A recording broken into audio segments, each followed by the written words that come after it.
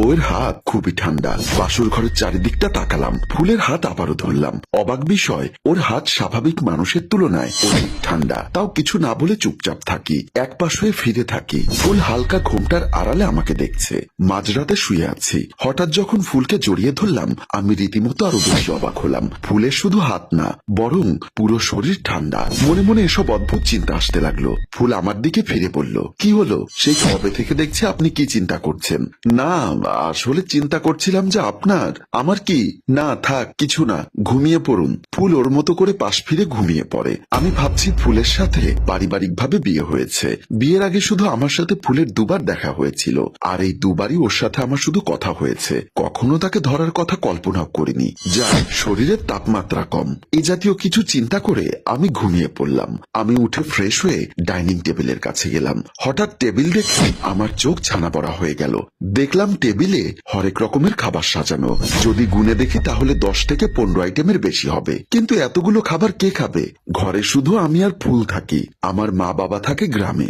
বিয়ের পরে তারা বলেছে বৌমাকে নিয়ে শহরে যেতে, তারা কিছুদিন পরে আসবে। এতগুলো খাবার দেখে মনে মনে কল্পনার রাজ্যে ডুব দিলাম। একটা মেয়ের পক্ষে এতগুলো খাবার বানানো সম্ভব? ফুলের প্রত্যেকটা কাজ আমাকে রীতিমতো অবাক করছে। এমন সময় ফুল এসে বলল, কি হলো? এভাবে কি দেখছেন? না মানে এতগুলো খাবার কে খাবে? কেন, আপনি খাবেন? আর কোনো কথা না বলে তাড়াতাড়ি বসুন, আমি বাকিটা নিয়ে আসছি। ফুল চলে যায়। আমি মনে মনে চিন্তা করতে লাগলাম, এই মেয়ের কাজ সব অস্বাভাবিক কেন? শুধু সকালেই নয়, দুপুরে, সন্ধ্যা ও রাতে প্রায় হরেক রকমের খাবারের ব্যবস্থা করেছে।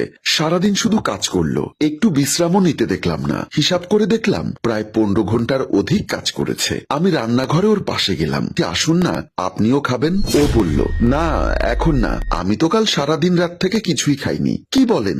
এখন আসুন আমার সাথে। হাত ধরে আনতে চাইতেই ফুল বলল, আমার সত্যি ক্ষুধা নেই, আর আমার ক্ষুধা লাগে না। আমি ফুলের এমন কথা শুনে অবাক হচ্ছি না, বরং ধীরে ধীরে ভয় লাগছে। মনে মনে একটা চিন্তা আসছে, মেয়েটা কি মানুষ নাকি জিন? আর এসব চিন্তা করতে পারছি না।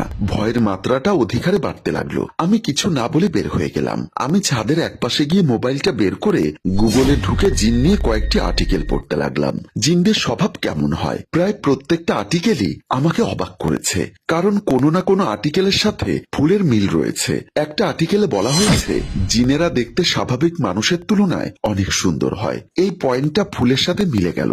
মেয়েটি দেখতে অসম্ভব সুন্দর। আর্টিকেলে বলা হয়েছে জিনেরা কোনো বিশ্রাম ছাড়াই সারাদিন কাজ করতে পারে। কিন্তু অবাক হলেও সত্য, এই পয়েন্টটিও ফুলের সাথে মিলে গেছে। আবার আরেকটি আর্টিকেলে বলা হয়েছে জিনেদের কখনো ক্ষুধা লাগে না। এভাবে অনেকগুলো আর্টিকেল পড়ছিলাম, কিন্তু একটা আর্টিকেল সত্যি আমার আকর্ষণ কেড়ে নিল। জিনেদেরকে যখন যেটা বলা হয় তারা সেটা করার জন্য প্রস্তুত থাকে। এই আর্টিকেলটি পড়ে আমার মাথায় কিছু বুদ্ধি আসলো। চিন্তা করলাম ফুলের উপর অ্যাপ্লাই করা যাক। আমি তাড়াতাড়ি নিচে চলে আসি। আমি সোফায় বসে ফুলকে ডাক দিলাম, কই ফুল, আপনি একটু এদিকে আসুন। ফুল এসে বলল, জি বলুন। আমার পাশে একটু বসুন। একটু বলতেই বসে গেল। মনে মনে চিন্তা করছিলাম প্রশ্ন করবে কি জন্য বসবো, কিন্তু আমাকে অবাক করে দিয়ে সোফার পাশে বসলো। আমার কৌতূহল আরো বেড়ে গেল। আমি আবারও বললাম, আমার সাথে রুমে আসুন, একটু কথা আছে আপনার সাথে। সে সাথে সাথে উঠে যায়। রুমে গেলাম একসাথে। রুমে গিয়ে ফুলকে বললাম, ফুল আমাকে একটি গান শোনান। সে বলাতেই গান গাওয়া শুরু করলো। সে গান করছে, আসলে খুব মধুর কণ্ঠ। তারপর বললাম, ফুল একটু জানালাটা লাগিয়ে দিন। সে গান বন্ধ করে সাথে সাথে জানালা লাগিয়ে দিয়ে চলে যায়। আবারও জানালা লাগিয়ে দিয়ে আমার পাশে এসে দাঁড়িয়ে থাকলো। আমি ওকে দেখে বললাম, এবার গিয়ে একটু খুলে দিন তো প্লিজ। আমি ফুলের ধৈর্য পরীক্ষা করা শুরু করলাম, কারণ একটি আর্টিকেলে বলা হয়েছে জিনেদের অনেক ধৈর্য রয়েছে। সে গিয়ে আবারও খুলে দিয়ে আমার পাশে আসে। এভাবে যে কবার বলছি সে ততবার খুলে দিচ্ছে, বন্ধ করছে। কিন্তু অবাক করার বিষয়, ফুল একবারও বিরক্ত না হয়ে আমার হুকুম পালন করলো। সময় যত ঘনিয়ে আসছে ফুলের প্রতি কৌতূহল আমার ততই বেড়ে যাচ্ছে। আমি আবারও ফুলকে বললাম, ফুল আপনি এক্ষুনি আমার সামনে আপনার শরীরের সমস্ত কাপড় খুলে রাখুন। মনে করলাম লজ্জা পাবে আর বলবে আমার লজ্জা লাগে, আমি পারবো না। কিন্তু আমাকে অবাক করে দিয়ে সাথে সাথে কাপড় সব খুলতে লাগলো। আরে না না থাক, লাগবে না, আপনি শুয়ে পড়ুন, আমি একটু পরে ঘুমাবো। এই বলে বারান্দায় চলে গেলাম। আমি সোফায় বসে বসে ভাবছি, আমার যেন বিশ্বাসই হচ্ছে না এটা স্বাভাবিক কোনো মেয়ে। মন প্রত্যেকবারই বলছে এ হলো একটি জিন। তার মানে কি আমি কোনো জিনের সাথে বিয়ে করেছি? আচ্ছা, জিনেদের বয়স তো অনেক বেশি হয়। ফুলকে গিয়ে জিজ্ঞাসা করা উচিত ওর বয়স কত। আমি আবারও রুমে চলে গেলাম। খাটে ফুলের পাশে গিয়ে বসলাম আর ওর দিকে তাকিয়ে বললাম, ফুল আপনার বয়স কত?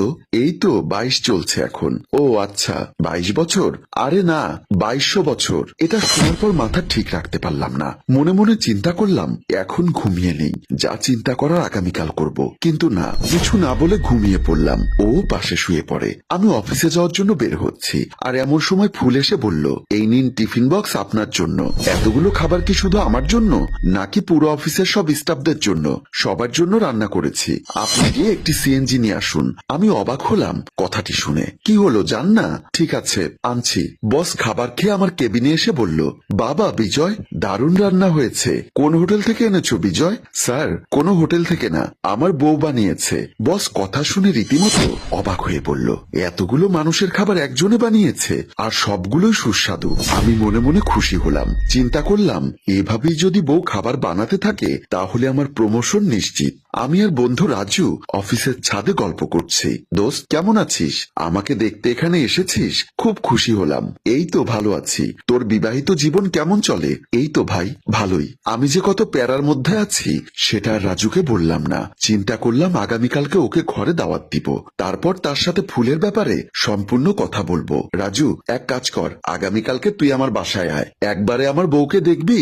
আর তোর সাথে কিছু সময় কাটালাম। এমনিও অফিস থেকে আমি ছুটি নিয়েছিলাম। আচ্ছা, আমি কাল বিকালের দিকে আসবো, তারপর সারা রাত আড্ডা দিব। ঠিক আছে বলে দুজনে চলে আসি। আমি রুমে ঢুকতেই দেখলাম ফুল সবেমাত্র গোসল করে বের হয়ে আয়নার সামনে দাঁড়িয়েছে।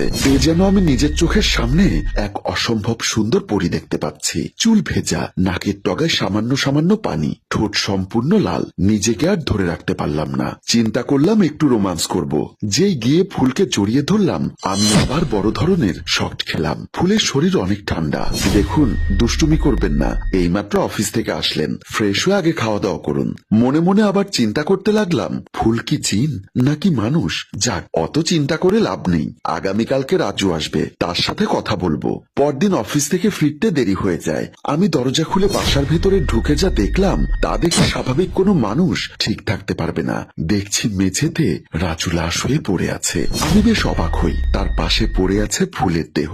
তাকে পরীক্ষা করলাম, ও অজ্ঞান হয়েছে শুধু। আমি দুজনকে দেখে বেশ অবাক হলাম। আর এখানে একটি চমকানো লোমহর্ষক টুইস্ট রেখে আমাদের গল্প শেষ হয়। সম্মানিত ভিউয়ার্স, আসলে কি ফুল জিন নাকি